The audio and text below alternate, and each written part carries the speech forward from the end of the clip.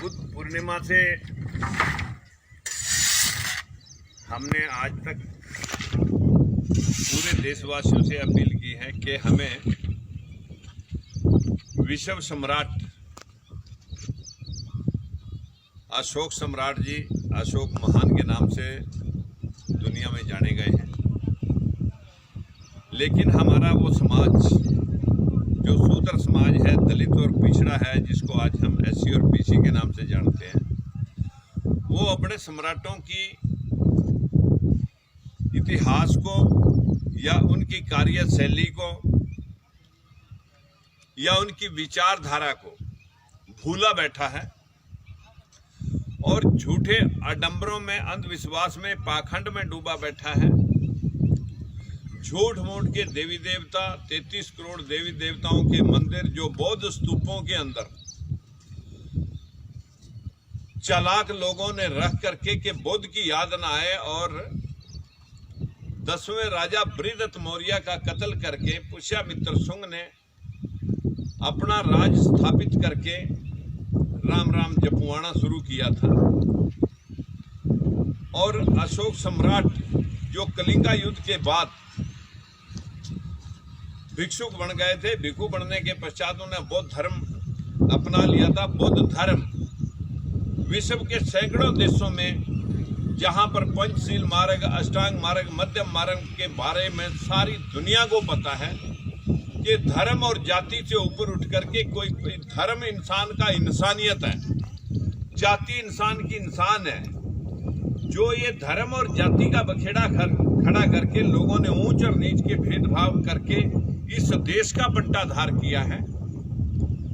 हमारे इस देश के अंदर ही 4 वर्णीय व्यवस्था, ब्राह्मण, क्षत्रिय, वैश्य और शूद्र।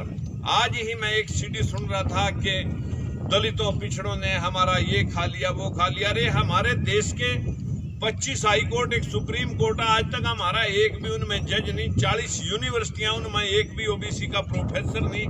एससी के 3% प्रोफेसर हैं। हमारे देश के अंदर सैकड़ों राजदूत बाहर जाते हैं, उनमें कोई राजदूत हमारा नहीं। कैबिनेट में एक भी मंत्री हमारा नहीं, जबकि 90% ओबीसी के वोट मोदी जी को मिले।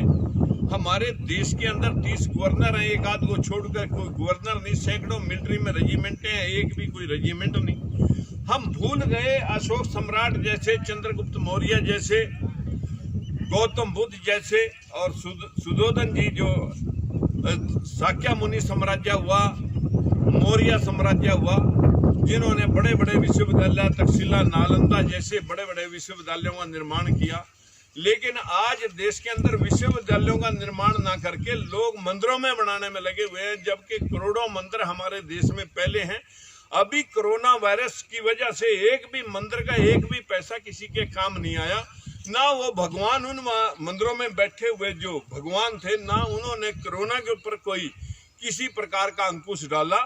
कहाँ वो मंदिरों की शक्तियां गई, कहाँ वो भगवानों का प्रकोप जो अपराध और अत्याचार के समय भगवान रक्षा करने के लिए अपने सेवकों की आता है, कहाँ वो भगवान चले गए। आज भगवान कोरोना को भी लोग देवी के रूप में पूजना शुरू करवा रहे हैं।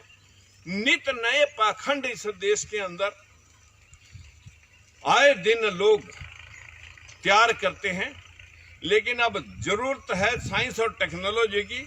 हमारे प्रदेश के हुक्मरान साइंस और टेक्नोलॉजी को खत्म करके, साइंस शिक्षा को बंद करके हमारे इस समाज को बुद्धिहीन बनाना चाहते हैं।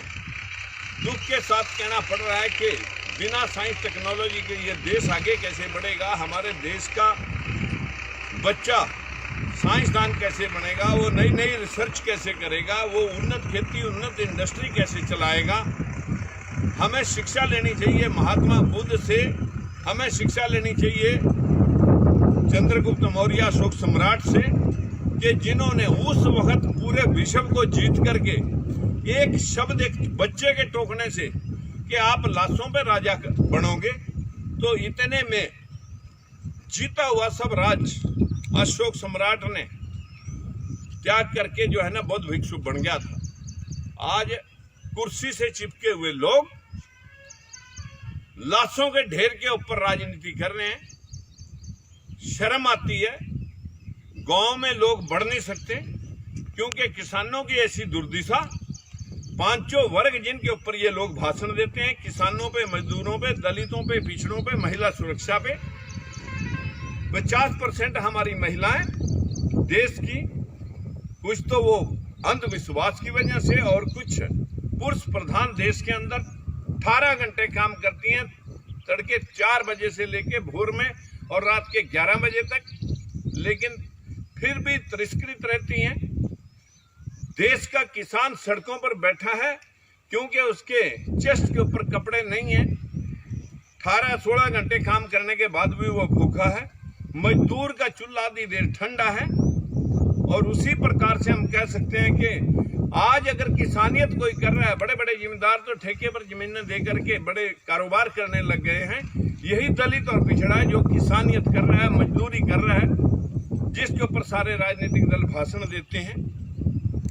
मित्रों, देश का सर्वनाश इन्हीं पार्टियों के मुखियाओं ने हमारे दलित और पिछड़े समाज को भाषण दे दे करके, वर्गला करके, मंदिरों मस्जिदों, अंधविश्वास और पाखंड में झोंक करके हमारे देश का बंटाधार किया है। हमें शिक्षा लेनी है अपने अशोक सम्राट जी और चंद्रगुप्त मौर्य जी, उन विधाओं से, उन इतिहासों से हमें शिक्षा लेनी है कि ऐसी परिस्थितियों में भी विश्व सम्राट हमारे देश में हुए हैं, जिनकी हम संतान हैं, लेकिन भूले बैठे हैं, भिखारी बने हुए हैं। राजाओं की संतान होने के बाद आज हम भिखारी के तौर पे, कहीं कोई टिकटों की भीख मांगता है राजनेता, और टिकटों की भीख मांग करके समाज की वोटें दिलवा देते हैं, और दिलवाने के बाद अपनी कोरी राजनीतिक रोटियां सेकते हैं। समाज के प्रति एक शब्द भी उनके पास कहने की बात नहीं है। जो भेदभाव समाज के साथ बरता गया है, उस भेदभाव के खिलाफ वो एक शब्द अपने राजनीति के आकाओं के खिलाफ नहीं बोल सकते, जिसकी वजह से हमारे समाज के अंदर आज भी अंधविश्वास और पाखंड फैला हुआ है, और शोषण हो रहा है, अज्ञानता है, जिसके ऊपर एक व्यक्ति कल वीडियो में देख रहा था, वो वीडियो में इतना बकवास कर रहा है, उसका भी हम जवाब देंगे। मित्रों, मैं प्रणाम करता हूँ, सैल्यूट करता हूँ उस सम्राट को जिसने पूरे भारत को एकीकृत किया था, अखंड भारत का निर्माण किया था। जय हो चंद्रगुप्त मौर्य, जय हो अशोक सम्राट। नमस्कार।